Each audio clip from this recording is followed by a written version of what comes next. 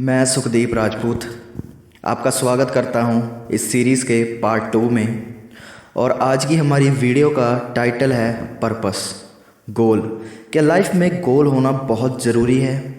और ख़ास कर आज के यूथ में ये सवाल है कि हम पर्पस को कैसे चुनें या पर्पस होता क्या है। तो इस कहानी से, आज की इस कहानी से हमें ये क्लैरिटी मिलेगी कि पर्पस होता क्या है और उसे कैसे चुना जाता है। तो चलिए शुरू करते हैं। एक गांव था। उस गांव में एक इंसान था जो बहुत काइंड नेचर का था और लोग उसके ओपिनियन की, उसकी एडवाइस की बहुत रिस्पेक्ट करते थे। बहुत से लोग अपने झगड़ों को सुलझाने के लिए उसके पास आते रहते थे। वो इंसान उस गांव का मेयर भी था और उस मेयर का एक ही बेटा था और वो बेटा अपना ज़्यादातर टाइम सोने में या अपने दोस्तों के साथ खेलने कूदने में गुजार दिया करता था। और उस मेयर को इस बात की बहुत चिंता रहती थी। अब जैसे ही टाइम गुजरता गया, साल गुजर गए, उस मेयर की उम्र बढ़ने लग गई। वो बूढ़ा होने लग गया और उसको अपने बेटे की चिंता खाने लग गई। एक दिन उसने डिसाइड किया कि अपने बेटे को लाइफ के कुछ खजाने देगा, कुछ सीख देगा, कुछ ऐसा देगा कि वो आने वाले टाइम में अपने परिवार को सांभ ले। तो ये सोचकर उसने अपने बेटे को एक दिन अपने कमरे में बुलाया और उसके हाथ में एक बैग को थमा दिया। जब बेटे ने उस बैग में झांका तो उस बैग में कपड़ों के जोड़े थे, कुछ खाने की वस्तुएं थीं और एक मैप का टुकड़ा था, कुछ पैसे भी थे। तो उसके फादर ने बोला कि बेटा, अब तुम बड़े हो गए हो, अब तुम बच्चे नहीं रहे और मैं चाहता हूँ कि तुम अब लाइफ के कुछ लेसन्स सीखो, इस ज़िंदगी को देखना शुरू करो। तो इस मैप में मैंने एक जगह मार्क की है जहाँ एक ख़जाना छुपा है और मैं चाहता हूँ कि तुम वो ख़जाने को ढूंढो और घर लेकर आओ। तो उस दिन उसका बेटा बहुत ज़्यादा खुश हुआ और उसे ज़िंदगी में पहली बार लगा कि उसके फादर ने, उसके पिता ने उसके लिए एक बहुत अच्छा प्लान सोचा है। तो ये सोचकर उसने अपनी जर्नी शुरू करी। उसने घर छोड़ दिया और उसने अपने सफ़र को शुरू किया। अब सफ़र में दिन हफ्तों में बदल गए और हफ्ते महीनों में बदल गए। उसका बेटा चलता रहा। रास्ते में पहाड़, नदियाँ, जंगल आए, वो सब उसके बेटे ने पार किया। रास्ते में बहुत से लोगों ने उसकी खाने में मदद की, उसे रहने के लिए स्थान दिया और बहुत से लोगों ने उसे चोरी भी की, उसे चोरी करने की कोशिश की। बहुत धोखेबाज उसे मिले जिसने उन्हें धोखा भी दिया। तो इस जर्नी में ऑलमोस्ट उसने इंसानियत का सबसे अच्छा और सबसे बुरा फेस महसूस किया, रियलाइज़ किया।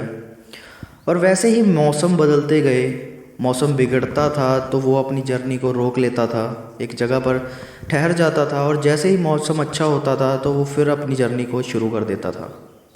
ऐसे ही चलते चलते नज़ारे बदल गए, बहुत से मौसम आए, अलग अलग उसके सामने के नज़ारे बदल गए।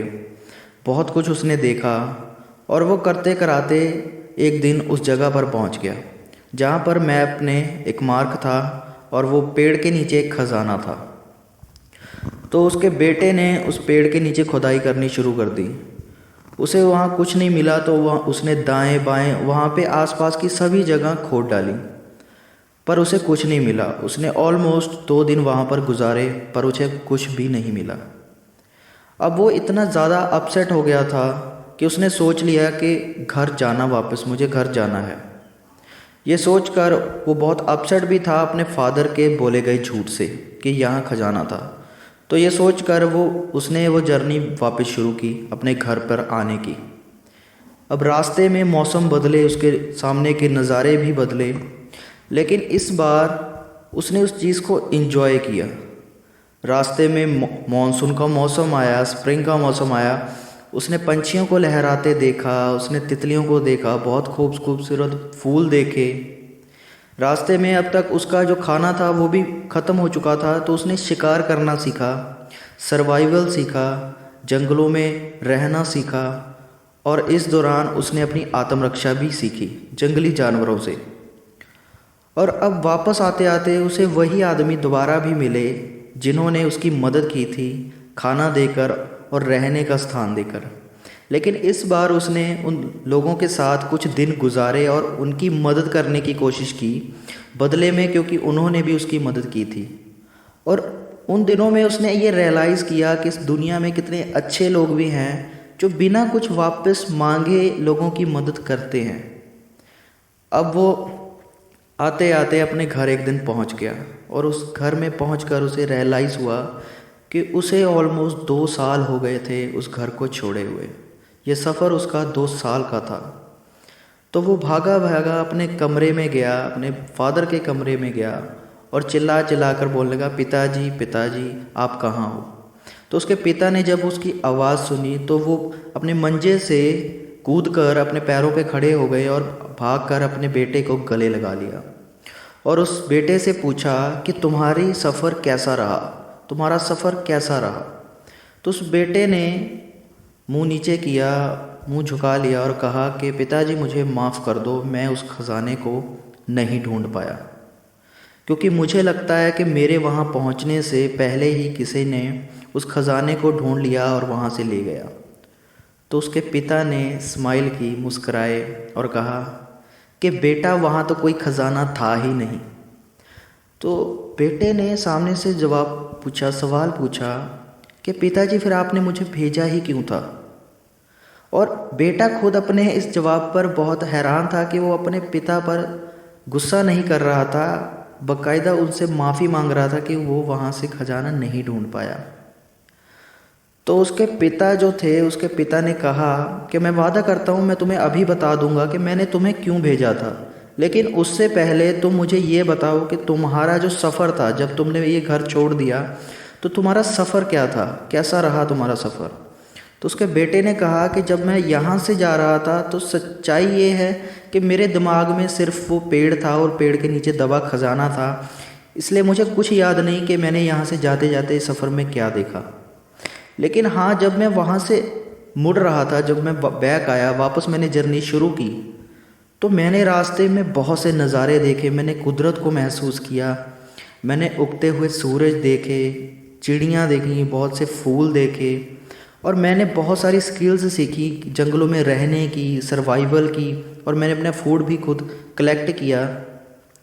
तो ये सुनकर मैंने बहुत सारे दोस्त भी बनाए, पर इन सब में मैं ये भूल ही गया था कि मुझे ख़जाना नहीं मिला।